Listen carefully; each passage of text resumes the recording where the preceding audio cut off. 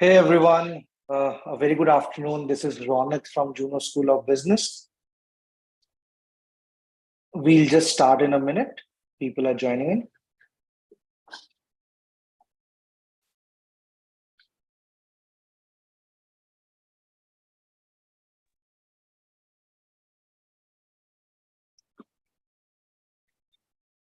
in. Great. First of all, thank you so much for joining in for this masterclass today on a Saturday, right? A quick introduction about myself. I'm part of the marketing team at Juno School of Business. And this masterclass that we organize every week is our effort to democratize sales learning for all the working professionals. And today we have with us Mr. Ravi Handa. Sir, thank you so much for accepting our invitation for this masterclass and joining us today. Happy to be here, Ronat. Pleasure, sir. Before you start off with your today's topic, right? Just would like to give a quick introduction to everyone. So Mr. Ravi Handa is an alumnus of IIT KGP and started his career with IMS Learning from Kolkata. So I am also from Kolkata, so good to see that on his profile. And he had worked with IMS and then moved to companies like Mindtickle and then started Handa Kafanda. Again, very popular name while I was preparing for my CAT, right? And after his journey with Handa Kafanda for around 8.5 years, it got acquired by an academy, and he was then the director at an academy for the content sales. Today, Mr. Handa will actually help us understand how professionals can leverage Twitter for business growth, right? So, sir, thank you so much again, once again, and the stage is yours. Please take it away. Thank you, Ronat. Thanks for having me here.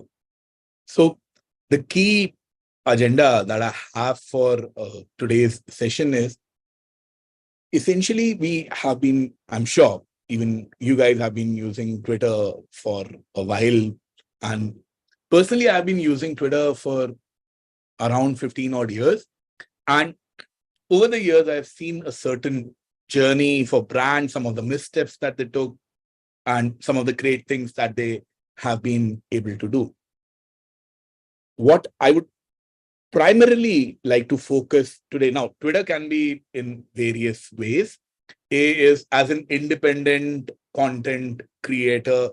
It could be that you are handling it for a big brand.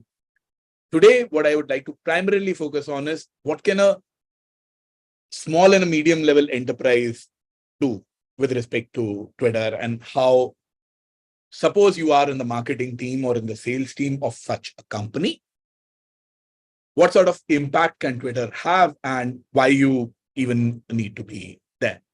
I have prepared a small presentation on it, which I believe should last anywhere around 45 odd minutes. The session is planned for around an hour. So I leave around 10-15 minutes in the end for discussion.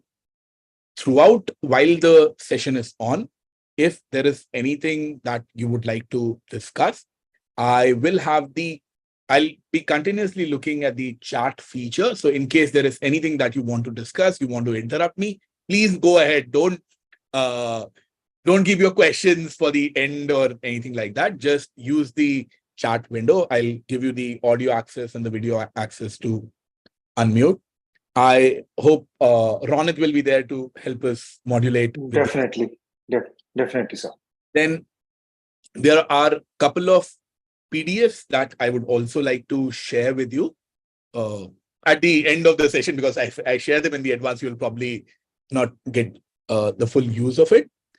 I have already shared those with the Juno team. Probably they'll email it to you or share a link where you can access those PDFs. That's essentially the agenda, so to say. So let's begin. So also one more thing, you can just start your share screen. And I don't have access. That's what you'll need to give me the access. Okay. 1 second.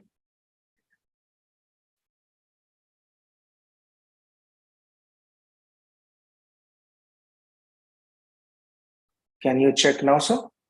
Sure.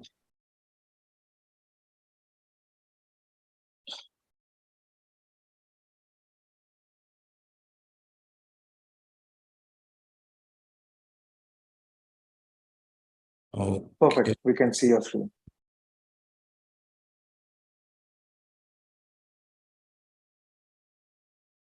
yeah. Can you guys see the PPT? Yes. Twitter for business. So let me just see how I can. I'm not able to see the chart window. That's why just 1 second. So I can moderate that for you. Will not be a challenge. Yeah. So can you just run through the PPT while we do it? Sure. I can. 1 second, sir. Just a moment.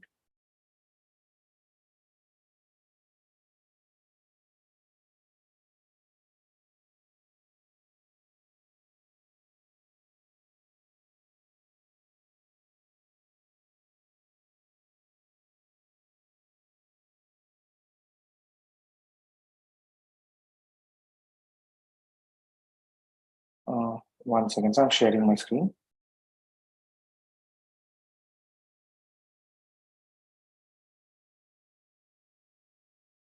Okay. Can you see my screen, sir? Yes, I can. So Okay. Okay. fair enough. So as I said a little while earlier, this is Twitter for business. We'll talk about how you can get started, what the ROI is, and my Twitter handle, in case any of you are active on Twitter, is @Ravi Handa. I request you guys to please check that out as well. Next stream, Ronit. Yes. Yes. Yeah. So what is the key agenda that we will be discussing today? First of all, why do we even need it? Second, how do you actually get started? Because my assumption with this session is that although as individuals, you might know about Twitter, but if you're looking at it from a brand perspective, how do you get started from a brand perspective? The next thing which I'd like to discuss is what are some of the best practices that you can do? What are some of the, so a lot has changed since the Musk takeover. So some of the tweaks that have come in, we'll talk a little bit about that. And then I'll like to discuss that how do we actually measure the performance? So you're putting in a lot of effort. Some of those things are working and some of those things are not working. How do we differentiate between the two?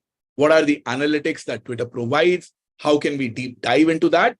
That's essentially what we would be discussing in the fourth part of today's session.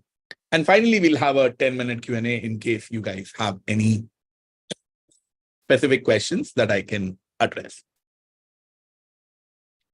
Now, whenever you get started on Twitter, there are two broad ways that you can do that.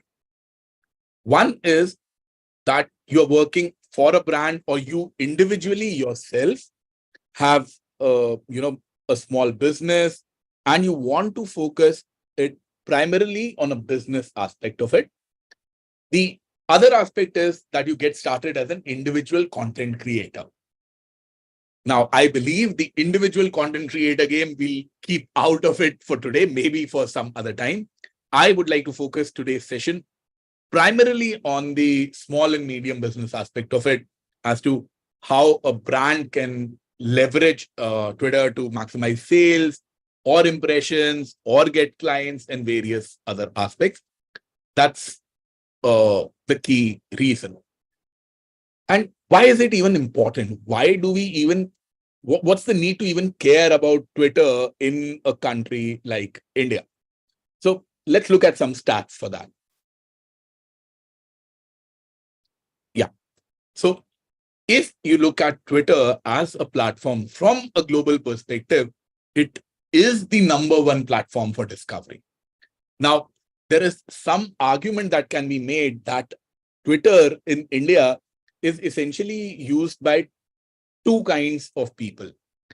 A is the, let's say the top 5% of the consumers who are there, which is essentially people who will be buying premium goods, who will be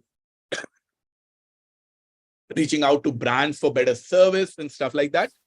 And the second is the, bottom of the pyramid, the anonymous accounts, which might inflate these monthly active user numbers. But even after all of that, Twitter stands as the number one platform for discovery because there is nowhere else, there is no other social media platform where you get to know about new products so organically. If you look at the other platforms, say even WhatsApp for today has gotten into that. If you look at Instagram for comparison, or if you look at Facebook for comparison, the discovery of new products is very little because most of them, they are broadcast-based platforms. So if you see someone on YouTube, it is someone who is broadcasting. You rarely get to see an individual's opinion about the brand. And that is where Twitter wins. So if you are thinking about popularizing your small little brand, obviously you need to do some sort of a customer segmentation. Say, if, for example, if you are a skincare brand, I agree with you that an Instagram would be a much better play because the visual part becomes really, really attractive over there. But if you are a SaaS, if you're building a SaaS product, if you're building a SaaS service, or if you're building a SaaS company, so to say, then I believe Twitter would be the best thing because you can go on something like a product hunt for a day or a couple of days. But eventually, over the long run, if you're going to get business, that's going to come from Twitter. And Ronit, if you can just move to the next one. If you look at the number of Twitter users in India specifically, you have a little over 2.5 crores. Once again, as I was saying, what is the kind of Twitter audience typically? Now, I'm not saying that it captures the top 5% or the top 2% of the Indian pyramid very well. But the 2.5 crore people that you see here on Twitter with the active accounts, a huge chunk of them will be from the top 2% because it's a language which is primarily driven by English. That is one factor. Second, it is a platform which is primarily driven by text. When you look at YouTube, it is a video and a video consumption platform. Instagram has also become a video and a video consumption platform. What happens is when it becomes a video consumption platform, the barrier to entry becomes a lot lower. If you think about it, how many people would actually go and read content in English? What is the sort of audience that will go and read content in English, which is what happens on Twitter? It will be primarily the top 5% or the top 2% of the Indian market.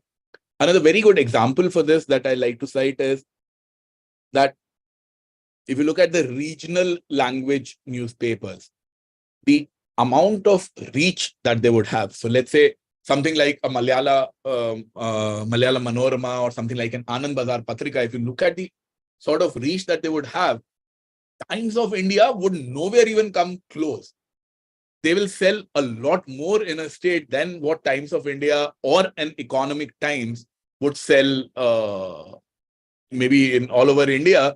Maybe these guys would sell more in just maybe probably Anand Bazar Patrika sales in Calcutta would be higher than what Economic Times does in India.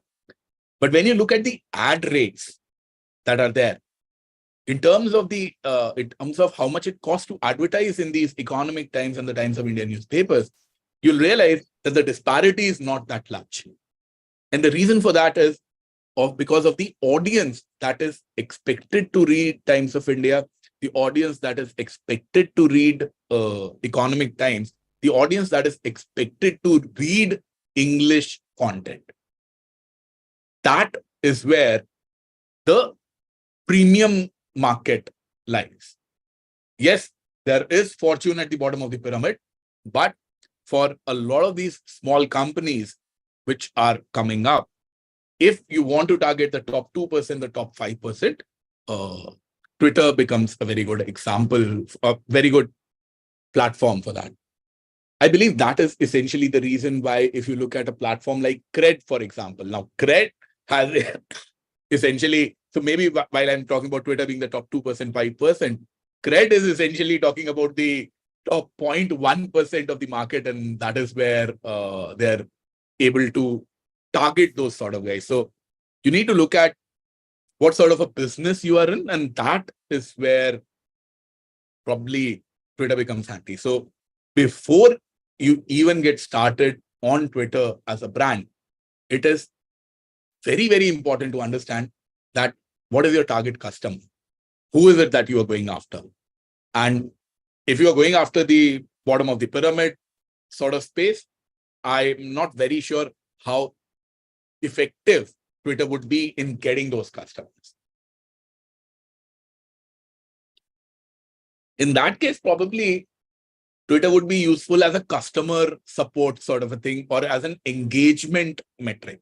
See, there are two broad ways companies can use Twitter. A is to get clients for marketing, for sales. That is one aspect of it. The other aspect of it is if for customer support. That is again a very big reason Twitter gets used, and that's the reason why you need to always have a presence on Twitter. The amount of effort that you put in on Twitter, that gets defined by, okay, do we want to play the customer support and that sort of a role, or do we want to do a brand building and a marketing and a lead gen and a sales sort of a role? So that needs to be very well defined when you get started. And that's essentially, Ronit, if you can go to the next slide, please.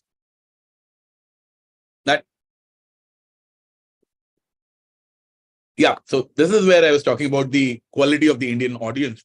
People on Twitter will be discerning users. They tend to be early adopters because a lot of them come from a tech savvy background, so to say. Very rarely you will find people above 60 on something like Twitter. It's a young generation's platform. Then, and not as young as Instagram. So it is typically, the 25 to 40 space is where most Indian Twitter users are. And what happens is these are essentially the people with the money and the habit to spend as well. If you go to the younger cohort, they'll typically not have the money to spend. If you go to the elder cohort, they'll typically not have the tendency to spend. So Twitter falls in the sweet spot of people actually paying money and trying stuff out. And that's why it makes sense. The other thing is people on Twitter like to make noise. So this gives them the ability to try out stuff, provide feedback, tell others about it.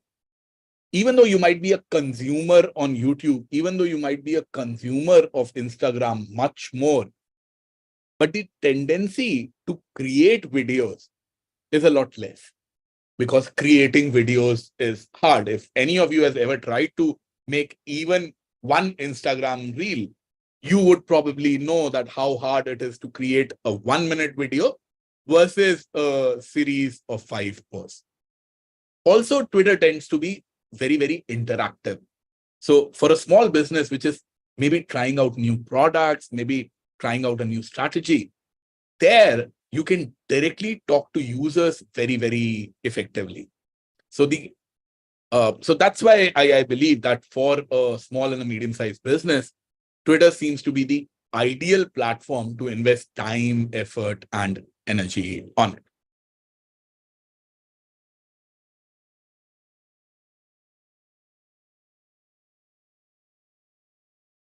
Then comes the next question.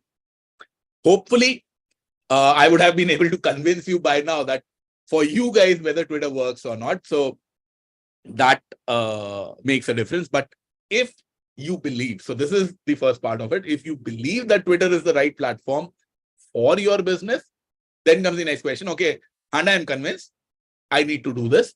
But then comes the next part that, okay, how do I even get started? What is it that I need to do? So before you even make a Twitter account or even think about, I should have a Twitter handle or anything like that, the first step, which I believe what you, along with your team, and The company's senior management should be involved in this. The company's branding guys should be involved in it.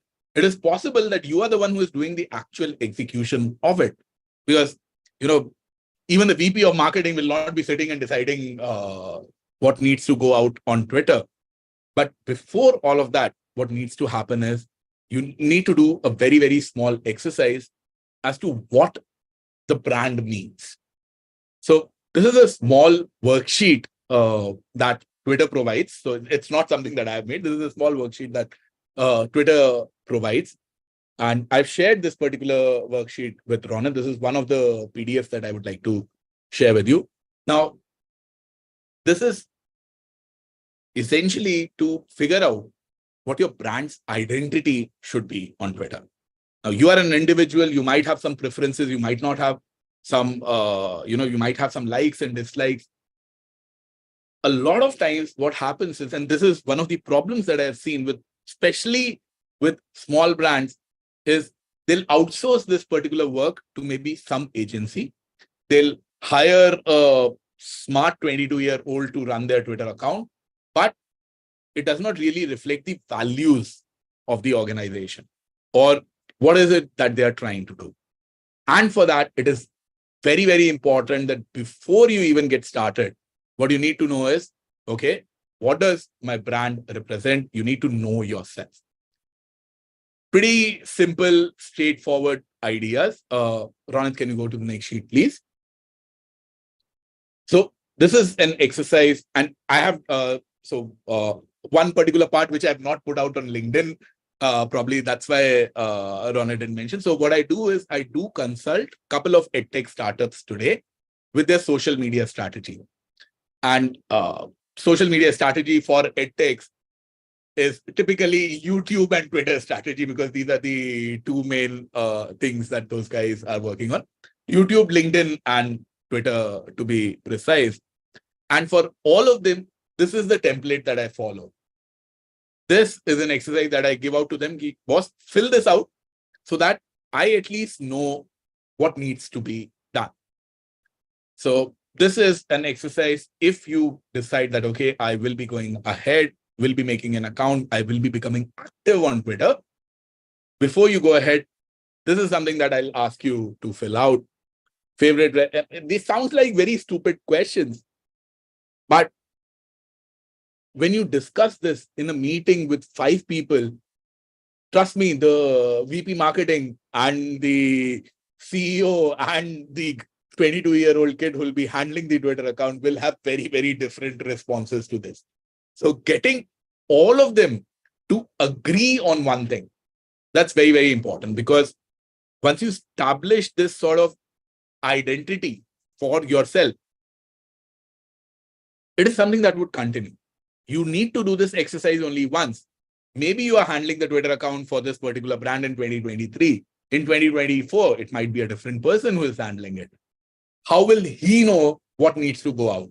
It is very difficult for him to go and study a year's history of what all you have done.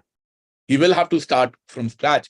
So this becomes your guiding light, so to say. This becomes the mission statement that, okay, this is what we are about. So this is what I request all of you to, sort of fill and try it out. Next slide, please. Then, those were very generic sort of questions. Okay, what is your favorite restaurant? And which tells you a little bit about. The other thing is, what is it that you want to project? So, do you want to come across as a serious brand? Do you want to come across as a luxury brand? Do you want to come across as a quick and cheap brand which can get stuff done very, very quickly? It could be many things. And that is where it becomes important for every message that you are, every tweet that you are creating, every post that you are creating, every video that you are putting out, it should be consistent. How do you do that? That is where, so you need to narrow in that when people interact with the brand, what should they feel? Should they feel that, okay, these are very, very smart guys, very, very funny guys. There could be various things. And that's, once again, it's very important that you fill this out. I have a couple of examples, I believe, later in the slide. But so 2 fintech examples I've taken. Now, it becomes very, very surprising for a lot of people if you ask them, so any idea which is the biggest brand on Twitter in India? Any guesses? You can use the chat window. Any biggest brand, by biggest brand, I mean in terms of number of followers.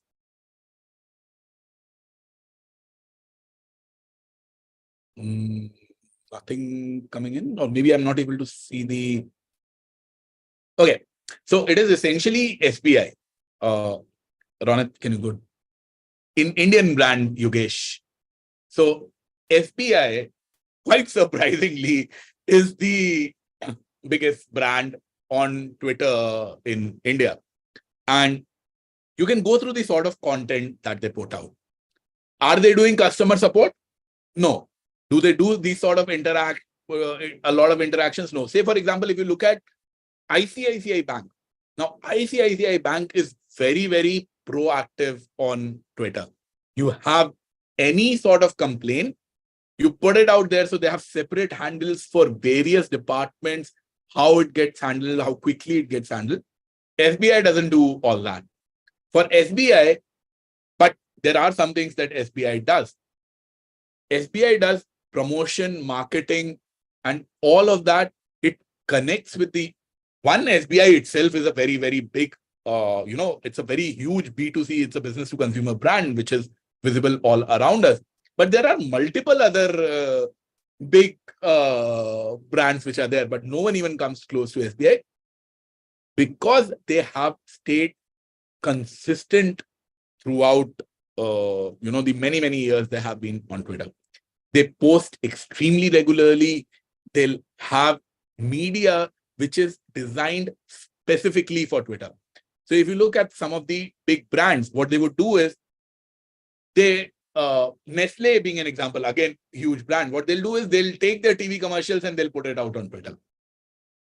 SBI does that as well, but SBI has a lot of content which is designed for their social media accounts. And that is why they have been able to grow. It's a very formal brand. You will never, ever see SBI making a joke or, celebrating some stuff which they should not be, interacting with users in a funny way. All that doesn't happen with SBI. It happens with a lot of other brands. For example, just a couple of days ago, it happened,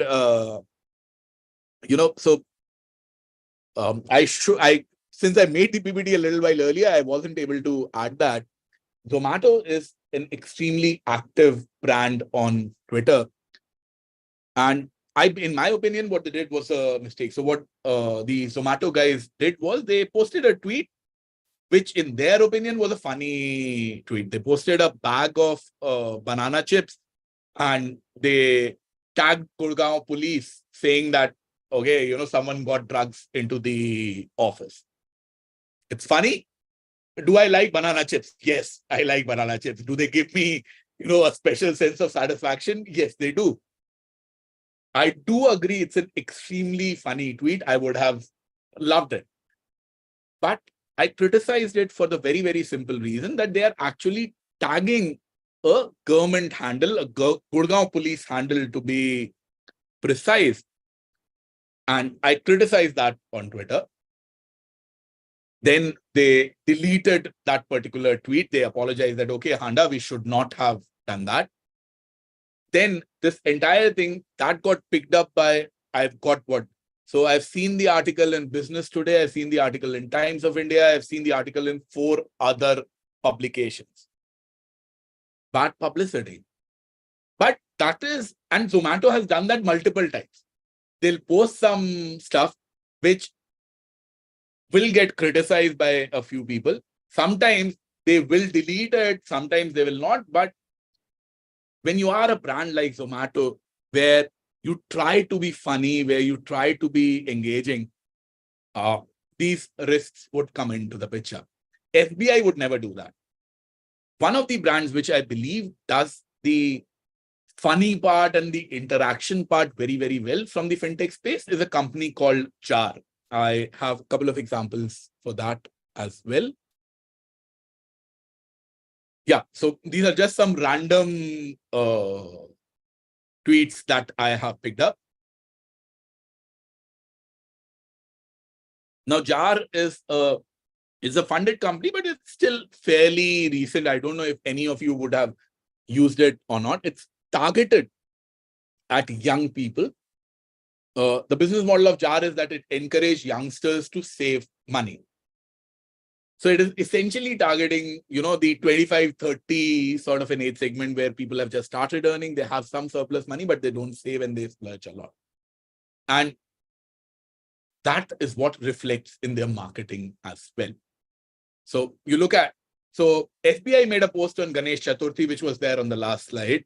Jar has made a post on Ganesh Chaturthi, which you can see on your screen. Jar uses memes. They do all of that. At the end of the day, both of them are in the finance space.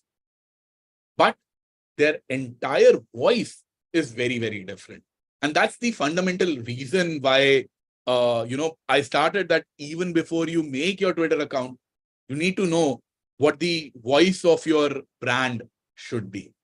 Until and unless you know that, you cannot really do a good job at Twitter.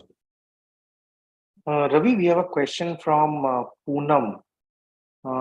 I think she raised her hand. Poonam, can you please go ahead?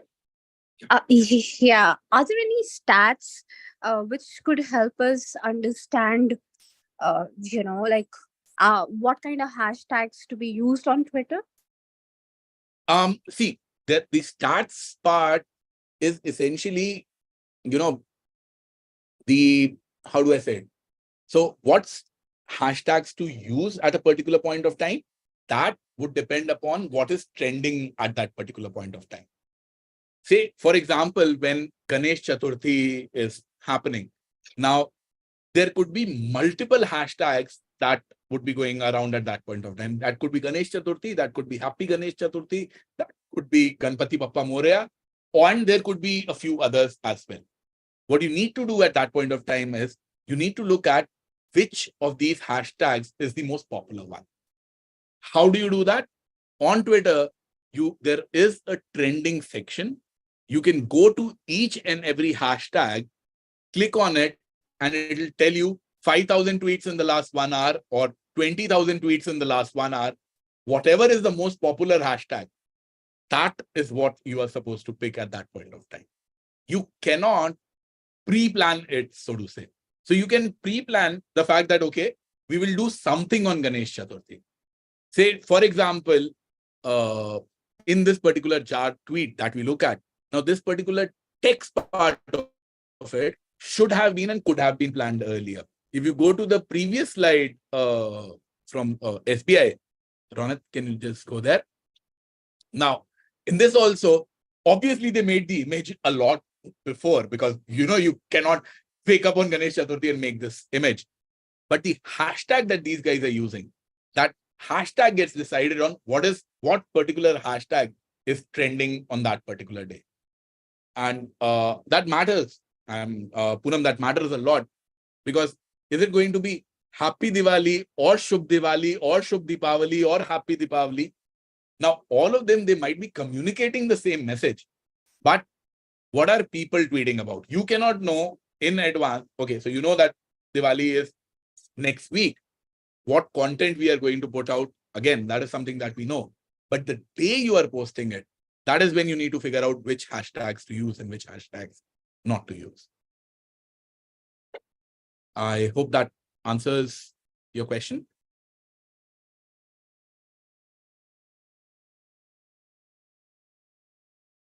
Yes, it does. Thanks. Yeah. Going ahead. Now, this is something which I guess if you have ever used Twitter, you would already know this, but just for the folks who don't really know this, it is essentially the, how do you get started? So you need to have a name, a username handle, characters to describe what your brand does. Now, this is not something that you change every day or very, very frequently. So you need to put in a lot of effort that in deciding what actually goes here. The profile photo will make mistakes with that. They'll not design content or design media as per these specifications. The specifications of what your profile picture dimensions are available. Please use the to what the other part, which is very important. A lot of people believe that, we'll get it verified later. Let me just get started. No, as a brand, if you are even remotely serious about it, see, if you have hired someone, if you have given someone a task that, okay, you do even one tweet a day or even one tweet a week, the amount of money that you would be spending on that particular person is going to be significant because his time has value. Please spend that money on verification as well. Get verified as soon as possible because it increases your reach significantly. Not only it increases your reach in the time in a way that it will appear on a larger number of people timelines. Even on the timeline, if you see a tweet with a blue tick and without a blue tick, the amount of attention that a blue tick would get would be significantly higher. I will talk about engagement rates a little bit later in the PPT. But what verification does is it helps you with a higher engagement rate. So get verified as soon as you decide that, okay, I'm going to go ahead with Twitter.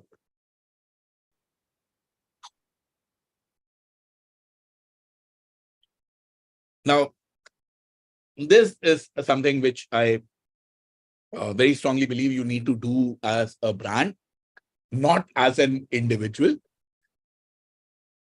There are multiple things that people are, as a brand, you plan that, okay, maybe next week there is some sort of a discount that is coming out. Maybe there is some sort of an offer for a Ganesh Chaturthi or a Diwali which is coming out. Whatever is the content that you are planning to push out, yes, on Twitter, a lot of content has to be created, in the next 30 minutes, in the next 1 hour, depending upon what's going on. If there is a match that is going on and KL Rahul plays, well, sometimes he does play well. Yes, being taking yesterday's example, but normally that doesn't happen. So depending upon how people are performing, what is trending, what is the news at that point of time, you need to have live content and quick content which gets put out. But that should not be your entire Twitter strategy. Yes, if you have resources, that is one part of it. But a lot of your tweets, 80% of your tweets or 90% of your tweets, which will not get too many RTs, which will not become very, very popular. But these are the tweets, these form the bulk of your content, which builds your brand. And that helps that one funny tweet or one particular current affairs tweet to go viral and get a higher reach. So to get that extra visibility for that 1%, what you really, really need to do is you need to plan out your tweets well in advance. Twitter recommends 1 month. I don't really know any brand which plans 1 month in advance, but a couple of weeks is something that you definitely need to do. What you can also do is you can have some pre-planned strategies to create content which is engaging over the long term. How to do that? That's the next part of today's PPT. That, fine. First was, I'm convinced, let's get started. The second is, how do you get started? Then the third thing is, how do you actually create content that is engaging? So there are some ways which you can use. A is polls. It's a very little used feature on Twitter. Not many people use it. but it an option for a user to interact with your brand. You ask them questions. You don't ask them tough questions. You do not use this for market research. No, because if you use Twitter for market research, you will get very skewed data. Do your market research in other ways. You use Twitter polls so that you ask questions which are easy for people to visualize and answer, and they can, answer it within 10 seconds, 20 seconds. That way, it'll ensure that they interact with you. See, as a user, for me to like a particular tweet, the tweet needs to be really, really good. For me to retweet something, to share it with all my followers, it needs to clear a much, much higher cutoff. But I would, because polls are anonymous, I would poll on most polls which would appear on my timeline if I find it remotely interesting. So as a brand, if you expect your user to retweet, that has a very high cutoff. Lesser than that would be liking it. Lesser than that would be polls. So the idea is to make it very easy for the user to interact with your brand. So then comes the next question of, okay, why do I even care about it? If I'm not doing market research, then any poll that I am doing, what's the utility of that poll? Well, the utility of that poll is once the user engages with your poll, in Twitter's eyes, in the algorithm's eyes, it becomes, okay, so the user is interested in this brand. Earlier, from 10 tweets, maybe I was showing 2 tweets on your timeline. Now I will start showing 3 tweets on your timeline. And that is where it really, really helps you. A user interacting with your brand sends a signal to the algorithm that the user is interested in the brand. And that is one very easy way to, get people to interact with your brand. Another easy way to get people to interact with your brand is you ask them questions. It does not matter if you are trying to get, if you're trying to solve a problem. You can ask them any random question which is associated or somehow related to your brand. See, creating content is difficult. If one of the biggest problems that people have with social media platforms, why they just keep on consuming and they do not put out, tweets for themselves or Instagram posts for themselves. So just there have been various studies which show that for every 100 users, there will be 1% or 2% of users which will actually create content on the platform. Whether it is Twitter, whether it is Wikipedia, whether it's Instagram, that's valid all across. And the reason for that is creating content is hard. It requires you to think and do stuff. But where some of the brands solved it easily was probably Quora did it best. So Quora used to be a really, really popular platform, let's say 7-8 years ago. It's still there, not so popular anymore. I like to say that the engineering college students of India have ruined it for nearly everyone. But what it did well was it made it easier for people to create content. So when you ask questions, you are making it easy for users to create content and they will reply to you. Once they reply to you, it will appear in other people's timelines as well, their followers' timelines as well, without them giving this sort of a signal. See, when I like something, I'm sort of signaling it to my followers that, okay, I like it. When I retweet something, I'm signaling it to my followers that please read this. But when I reply to something, it doesn't hit in my head that, okay, it will also go to my followers that much.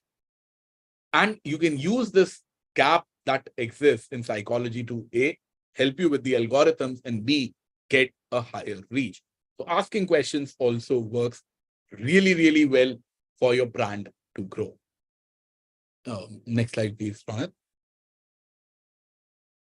then using visuals is once again a very, very good idea. So AGO is a Reliance brand. It's a huge brand. There is no doubt about it. They make funny tweets all the time. Once again, what is the market that they are targeting? They're targeting mostly fashion-based stuff because that is what they're selling most. And this is a brilliant example of how to use Twitter by a brand. What is it talking about? It is talking about, it's funny, first of all. That means that there is a tendency for people to like it and retweet it. Secondly, it is talking about a fashion-based item. It is talking about capris and jeans. So it fits in with the brand really, really well. The other part is when you put out a text tweet, let's say, for example, if you go to the jar example, if you can just go back, Ronit, to the jar slide. Yeah, look at the amount of space the Ganesh Chaturthi tweet is occupying on the timeline. This is how it would appear on the timeline. So it takes a very small space. But if you look at the AGO's example, when you have visuals, when you have visuals, it works really, really well because it occupies a lot bigger thing on the timeline. And a lot of times what happens is the visuals that you use people will have a tendency to click and expand them and see, okay, what the big picture is like. Every click that they do will be counted as an engagement, will be counted as an interaction, and will send a signal back to the Twitter algorithm that, okay, this is something that works. So using visuals is a very, very good idea. Now, this is something, so Razorpay, once again, is one of the leading fintech brands. Now, there are a couple of things that they have done well and a couple of things which are still slightly problematic. What has happened is over the last maybe 3 months, 4 months since the Musk takeover, there is a huge push that people should not leave Twitter. Earlier, what used to happen was Twitter was essentially a media platform. People used to share news articles, links, and people used to go out of Twitter. That has more or less stopped. So let's say 6 months ago, what Razorpay would have done is Razorpay would have just given a YouTube link and people would have gone to the link and nothing else. Here, what they have done is they have given the YouTube link, but the picture that you see, that is an image that they have uploaded. So what happens is normally when you share a YouTube link, the Twitter algorithm, the Twitter platform would pick some image from the link. It will show it. Metadata would be displayed from YouTube. If you upload an image, the metadata, there is no metadata. It's just a link that gets shared. The number of link clicks that you will get will be lesser via this route, but the visibility would be a lot higher. So in case you have to share a link, ideal way is you share one tweet which tells you in which you share whatever you want to share, but you don't share the link in that particular tweet. You do it in the next tweet. So Twitter has something called threads, where the first tweet will come up, you can reply to it, there will be the next tweet. Your second tweet should have the link to whatever it is that you are doing. If you do not have enough content which can be spread into 2 tweets, what you should do is what Razorpay has done. They have given the link, but the metadata is not coming in from the link. They have uploaded an image here. The reach for external links is really, really poor. And this is the same thing which is very valid for LinkedIn as well. So Twitter is bad. LinkedIn is horrible when it comes to share links. And I guess you might have noticed that on LinkedIn as well, that people will write a long post, they'll have an image, and somewhere in the post, they'll say that the link is in the comment section. The reason for doing that is exactly what I'm saying here. Because LinkedIn does not want people to go out, if you post a link, it reduces the reach dramatically. The same thing is happening on Twitter as well. So on Twitter, you don't have, link in comments sort of a thing on Twitter. So that's why I'm saying that have a follow-up tweet which can have these links. Next slide, please. Some more tips. Suppose your company publishes a blog post, a white paper, or anything like that. What you can do is you can break it down. A blog post has, say, 5 best ways to use Twitter. That is your blog post, for example. Now, what you can do is you can have a series, Monday tips for Twitter. Every Monday, the 5 tips that you have put out on your blog post, every Monday you post one of them. Then a lot of times what happens is, it is difficult to create high quality and good quality content, but you can always curate. You can always take content from other people, what they have said, what they have shared, whatever insights that you have found from there. You can curate that and share that with your followers. You can use content from other platforms. Now, this is again something that a lot of brands don't do. They created, they had, say, for example, Juno decides to put this particular session. Now, we are having this session on Zoom. Is this the only value that Juno as a brand can derive out of it? Not really. What Juno can do is, A, take a recording of this particular session and put it out on YouTube, which I believe the team already does. Now, if they want to be active on Twitter, they can take clips from this particular session and put those clips out on Twitter. So you can create content which is optimized for platform 1, which is, say, Zoom here, use it also on YouTube, and that's where it stops for a lot of people. No. If you have any content that you have created ads for, maybe print ads that you put out in the newspaper. You can use that same print ad and put it on your Twitter profile as well. And obviously, as we discussed a little while earlier when Poonam had asked, you need to use hashtags. Because if there is a particular topic that is trending and if you use the same hashtag, there is a very strong possibility of people who might not have ever heard about your brand, who have no idea about it, they can use that particular hashtag. And if your tweet does well, it will appear on their timeline. So that's also something that helps.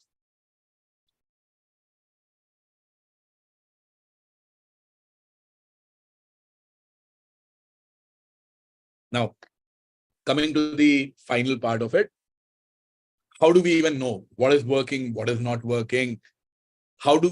So what do I need to do for the first 3 months? That is essentially what we have discussed till now. But beyond the first 3 months, how do I figure out what needs to be done? Well, that is where it becomes really, really important to measure your performance. How do you do that? Now, this is nearly every brand that I spoke to. They'll see, this tweet went viral, or that tweet went viral. So we need to create content like that. Fair enough. I understand that. But which tweet or which idea is going to go viral, no one knows in advance. What you need to be tracking is impressions. So that's where, how do you actually track that, Ronit? So what I've done is I've just looked at my Twitter account. So over the last 28-day period, now this is the most important metric, irrespective of what you are trying to achieve on Twitter. Whether you are trying to appear as a support channel, whether you are trying to get more leads, whether you are trying to make more sales, your North Star metric for Twitter has to be impressions. If you are doing well on the impressions parameter, you are doing good on Twitter. So now what Twitter does is, if you go to the analytics part, this is what they display. So for so they'll tell you the impressions. You can have a look at these impressions in various formats. They'll give you 7-day data, 28-day data, month-wise data. They'll give you huge amounts of data. And they'll even give you on a per tweet data that, okay, how did this particular, I have 8.7 million impressions now. If I look at it, there is, if you look at the chart, maybe around September 15th, there is a significantly better performance than the rest of the month. What did I do on September 15th? Now that needs to be figured out, because there is definitely something that I did, probably some tweet that went viral. On the other days, it's more or less consistent at a few 100,000, but maybe on September 15th, and I believe on September 20th or 21st is where I'm close to 1 million on that particular day. So something happened. That needs to be realized so that that can be replicated in future. Then comes the other part, which is engagement. How does Twitter track engagement? Clicks. So these could be clicks on the links which are there. These could be clicks on the poll. These could be clicks on the hashtags which are present in your tweet. Expansions. So what happens is now Twitter has given you the ability to tweet longer. Only the first few letters appear on the timeline of a user. If it clicks on that and it expands, that becomes a very, very important metric for Twitter. Because what happens is, that means that once the tweet appeared on his timeline, that's appearing on the basis of the algo. But if he's clicking on expand, that the user is clicking on that expand primarily because he liked the content. It could be a visual that you had posted and he's expanding to look at the big picture. It could very well be you have written a long tweet and he's expanding to read more of that. And then obviously likes, retweets, and follows. These are all engagement parameters which are given out. And all of this gets measured and all of this gets tracked. And all of this is something that you should be looking at very, very actively.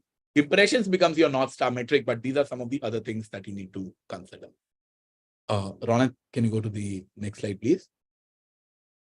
So this is something, say, for example, now this is tweet-wide data that I have picked up. So one particular tweet, as you can see, did 920,000 impressions, where the engagements were 77,000. So the engagement rate is effectively engagements divided by impressions. So as you can see, roughly 80,000 impressions out of roughly 1 million views, which translates to an engagement rate of 8.3. But there is another tweet just below it, if you can see, where the engagement has shot up through the roof. There are 180,000 engagement for a tweet which has a lesser number of impressions, where the engagement rate is 26.5%. So these are some really, really good tweets which did really, really well. A high engagement rate is desired, a high impression count is desired. But you cannot have this as a standard that, oh, typically I need my engagement rate. This is again something when you, suppose you are hiring someone and you tell them that, no, I want my engagement rate to be 8% or 10% or 20%. Those are the wrong parameters. What is a realistic engagement rate? See, impressions, the more you grow, the impressions would be growing. But what you need to target is an engagement rate of anywhere around 3 to 5% is considered a good engagement rate for a brand. I have some data on that as well. Yeah. So as I said, this is essentially the impressions that I had, I believe, in July and August. If you notice, the period from July 16 to July 23rd, as you can see, it's virtually dropped to zero. I'm typically getting what, 200,000 views a day. From July 16 to July 23rd, I'm getting what, not even 10,000. What do you think is the reason behind it? Anyone? People can raise their hand and or you can use the chat window. No content posted. Absolutely, Poonam. The idea is, I was out of town for that 7-day period. I didn't have, a very good internet access at that point of time, so I didn't tweet. And that is how strongly it falls. As you can see, I was doing 200,000 impressions a day. If you look at July 16, it's down to what, 10, 15,000. The next day, it's down to a few hundreds. and then it's off. The reason why I wanted to showcase, and this is a 2-month history, you can see across those 2 months, 200,000 is more or less the broad average. Why did it drop? Because I did not post content, and it takes just 5 days to go completely out of your user's mind. This is something that would never happen on YouTube, because your old videos keep on coming via algorithms and people will keep searching for it and people will keep finding it. This would never happen on Instagram. I don't believe that this would happen on any other platform other than Twitter, because Twitter is built on this idea that it is ephemeral in nature, that it will go out of people's memory very, very quickly. So if you want to get started on Twitter, be very, very sure that, okay, I'll do it if and only if I have enough resources, enough time, enough dedication to post something every day. If you are not going to post something every day, maybe you do not have the resources, maybe you think that it does not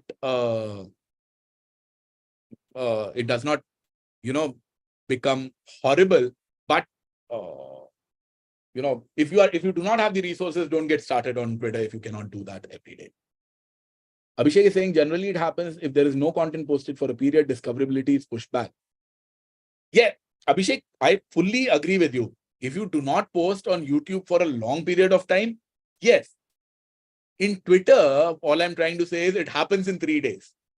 On YouTube, on Instagram, it will take, a month, a few weeks for the views and impressions to drop. So it'll happen on any platform. See, until and unless you are someone who has millions of followers on YouTube, where it would not happen. If you are a small channel on YouTube, it will happen on that as well. But the time it takes, that's the point that I'm trying to make. On Twitter, it happens in 2 days. You go from 200,000 to 0. There is no other platform where you go from 200,000 to 0 in 2 days. That's why I'm saying that if you decide to go ahead with Twitter for your company, for your brand, you should have enough time and resources to post something every day. So this is some of the other engagement metrics. As you can see, typically you can track a lot of other things. You can track retweets, you can track link clicks, engagement rate. All of this data is available to you. Now, what matters to you, how important are these things? It would depend upon a brand to brand basis. However, impressions always remains your North Star metric. I just wanted to showcase that you have all of this data available to you. So I've picked up 3 random months. I think June, July, and August is what I have picked. I think, in conclusion, this is what I would like to suggest for a brand. A, you decide to do it yourself, or you can hire someone. Now, if you decide to do it yourself, what I recommend is, do not take any decisions, any long-term decisions. Okay, we'll quit Twitter or we'll do this until and unless you have given yourself 3 months. Because to build any sort of engagement, any sort of, get any sort of results, to see any sort of pattern. On YouTube, what happens is, if you post content fairly regularly, it typically takes around 6 weeks to see if something is happening or not. Twitter takes a little bit longer. And that's why I recommend 3 months. You need to review, the impressions and the engagements and the likes, all that I'm talking about. If you are doing it yourself, I'm assuming you are doing it yourself for the first time, you need to review it once a week. And when you are a small account, it is very, very important that you interact with experts in your field, because that is the best and the quickest way to grow on Twitter. That you become the term that is used is a reply guy. You become a reply guy. For every one tweet that you are posting from your own account, you go and reply to people with a large number of followers or people who are experts in your field. You go and reply a lot to them. That's probably the best way to get started, and you will start seeing some results in 3 months. If you are not seeing some results in 3 months, that means you are not the right person for this particular role. The other point is that you can hire someone for it. This is where I believe I've seen people make mistakes that, okay, what they will do is they'll hire a social media expert, someone who has been doing all this for the past couple of years. No, you need to hire someone who has been doing it on Twitter for the past couple of years. So someone who has 4 years of experience in social media or someone who has 2 years of experience on Twitter, I'll always go with the 2 years experience on Twitter guy, because that's what my main parameter is. If you have hired someone, I'm assuming that person is an expert. Reviewing it every week becomes a very, very bad idea, because you don't really see in some particular week, there will be one tweet which would go viral and get a lot of likes and attention, and you'll think that, oh, this guy is doing a very good job. For consistency of performance, see, when you're learning yourself, that's why I say review once a week as to what you are doing and what is helping you. But if you have given the task to someone else, if you're reviewing, I believe that review should happen once a month. I am very strongly against hiring agencies to do it, because most of these agencies, the way they work is that, okay, we'll put this much content out. They'll always work on deliverables, that we'll do this, we'll do that. If you put out impressions as a metric, they'll just go after that. And typically what happens is agencies don't really do a very good job at it, and they don't care.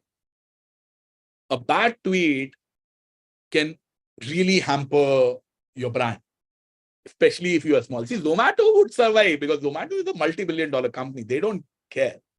But if something bad happens to a brand, what will you do? You'll fire the agency. Okay, they don't care. They have 20 different clients.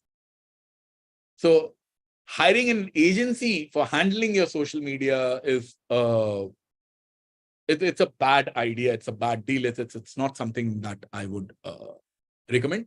Maybe what you can do is you can hire some sort of a consultant who advises your team as to what to do. So suppose you are doing it yourself and you're struggling with it. Yeah, hire a consultant who works with your team for maybe a couple of months, a couple of hours a month. Sees what you are doing. So the reviews that you are doing, the once a week reviews that you are doing, do those reviews with an expert. That might be helpful. But hiring agencies is a bad idea. You hire someone, he works on it, she works on it, they improve. That's a good idea. So you'll need to take that call, what road you need to take. And I guess that's pretty much it with my time. You guys can feel free to reach out to me. My mail ID is ravihanda@gmail.com. As I said, I'm on Twitter with @ravihanda. And my contact number is 97651-42632. I'm also available on WhatsApp with this number in case you prefer texting over calling. Happy to answer any questions that you guys might have. Yes, so we can take the Q&A forward. People can raise their hand and I can unmute them and we can have them questions discussed with Mr. Handa.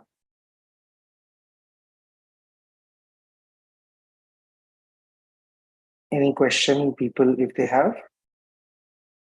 Okay, Poonam, 1 second. Poonam, please go ahead. Yeah. Got it. Thanks. So, hi, Ravi. That's a great insight. Thanks for sharing that. I come from an international background from ITES services. So, my question is there any specific statistics which talks about that if you post in a specific, specific time or a specific interval or any specific season, you will get Yes. maximum, No, yes. So it does not exist globally like it does. Say, for example, in India, for LinkedIn, if you look at these stats, it's very, very clear that 10 to 12 in the morning is on a weekday is considered the best time to post, because that's when people have logged in and that's the sort of network that exists. On Twitter, no, there doesn't really exist any particular pattern like that. What I do recommend doing is have a look at the analytics. So once you have done it for your particular brand for a portion of time, you will know which days, what time those tweets went out at and how they did. Yes, content is going to be a big indicator, for which tweet does well and which tweet does worse. But timing will also play a role. And that is why I said, looking at these statistics becomes really, really important. Other than the graphs that I showed you, Twitter gives you detailed analytics on every tweet in an Excel-based format as well, so that you can analyze that, okay, this is the time slot that these tweets went out at. You can club them up and see how they perform. So for your account, you will need to do this analysis. Maybe after you have run it for a couple of months, try out various things, posting on weekdays, weekends, morning, evening, and see which works best. Got it. Thank you so much.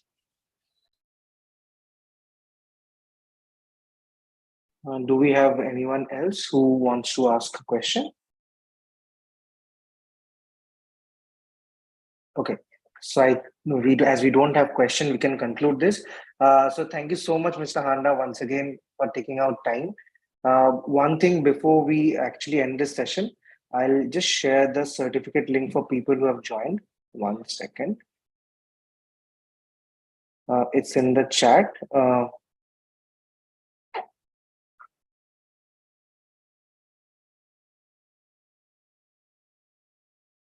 Yes, so you can click on the certificate link and get them added to your LinkedIn profile. So just to conclude, thank you so much once again, Mr. Handa, for giving us your time. Definitely have a lot of notes, a lot of points that we as an organization also will ponder on. And as Twitter has been rebranded to X, and we went through this session, learned a lot of things, definitely implementing them will add the X factor to our profile. Happy to be here, man. I hope to do this again sometime soon. Thank you. Sure. Thank you so much, everyone. Thank you. Looking forward to reconnect again on next Saturday, 12 p.m. Please do follow us on all the social platforms to stay updated on all our content and the next masterclass. Thank you so much. Have a good weekend. Bye, guys. Bye, everyone.